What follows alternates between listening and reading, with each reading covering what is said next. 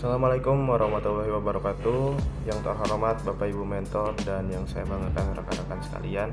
Perkenalkan, kami dari kelompok 2 angkatan 12. Izinkan kami untuk mempresentasikan hasil diskusi kami tentang reformasi birokrasi sebagai prioritas nasional. Paparan ini telah dibagi menjadi beberapa bagian.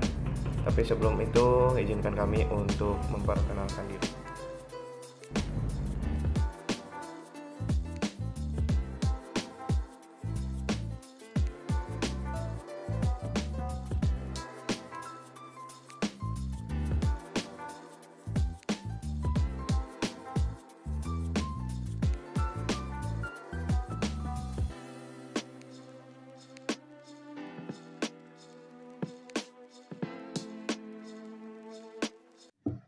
Baik, di sini saya akan menjelaskan mengenai cetak biru transformasi reformasi birokrasi sebagai prioritas nasional, mewujudkan tata kelola pemerintahan yang bersih, akuntabel, dan berkinerja tinggi. Yang pertama kita mulai dari pertanyaan mengapa birokrasi kita harus berubah. Kita lihat di kondisi tantangan saat ini, pertama, pelayanan publik yang lambat dan berbelit. Kedua, masih adanya praktik korupsi yang merugikan negara, dan tumpang tindih regulasi yang membingungkan. Sementara kita lihat dari tuntutan masa depan, ekspektasi masyarakat yang melonjak terhadap pelayanan yang cepat dan transparan, kemudian dukungan mutlak untuk percepatan pembangunan nasional. Sehingga transformasi bukan sekedar pilihan, melainkan prasyarat mutlak bagi pondasi negara yang kuat. Selanjutnya, kita mendefinisikan ulang tata kelola pemerintahan. Apa itu reformasi birokrasi? Reformasi birokrasi adalah pembaharuan mendasar sistem pemerintahan untuk mewujudkan good governance yang bersih, akuntabel, dan berkinerja tinggi.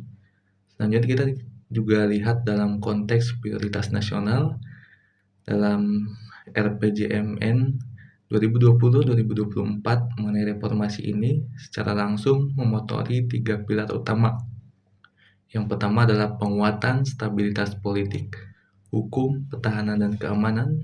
Kedua, transformasi pelayanan publik. Dan yang ketiga adalah peningkatan daya saing bangsa. 4 tujuan utama reformasi birokrasi. Pemerintahan kelas dunia memiliki 4 pilar. Yang pertama ada clean government. Clean government ini ditujukan untuk mewujudkan pemerintahan yang bersih dan bebas dari praktik KKN. Yang kedua ada service excellence. Service excellence ini ditujukan untuk meningkatkan kualitas pelayanan publik secara signifikan. Lalu ada high performance. High performance ditujukan untuk meningkatkan kinerja aparatur sipil negara atau ASN secara terukur dan objektif. Lalu ada professionalism and integrity. Professionalism and integrity ini diciptakan untuk birokrasi yang memegang teguh profesionalisme dan integritas. Kita lanjut ke bedah anatomi perubahan birokrasi. Anatomi perubahan birokrasi ini memiliki 3 tingkatan yang dimulai dari hardware atau struktur dan aturan. Di dalamnya ada penataan peraturan perundang-undangan yang ditujukan untuk mengidentifikasi dan memetakan aturan tumpang tindih untuk meningkatkan kualitas hukum nasional.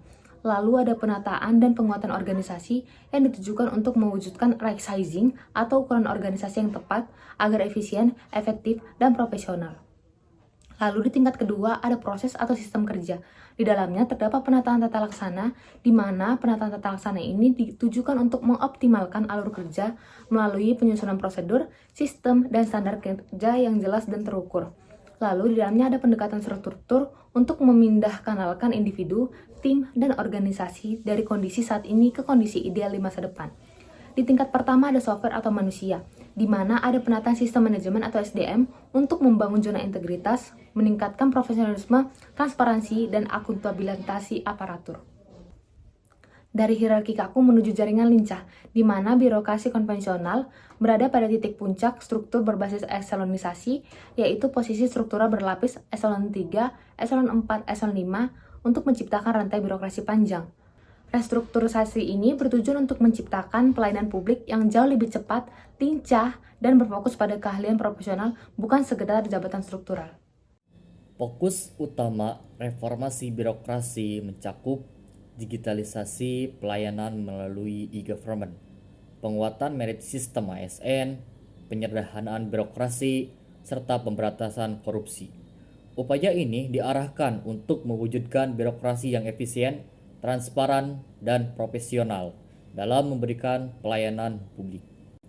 Strategi pelaksanaan reformasi dilakukan melalui penerapan sistem pemerintahan berbasis elektronik, evaluasi kinerja instansi pemerintah, peningkatan kompetensi ASN, serta penguatan pengawasan internal dan eksternal guna memastikan efektivitas dan akuntabilitas.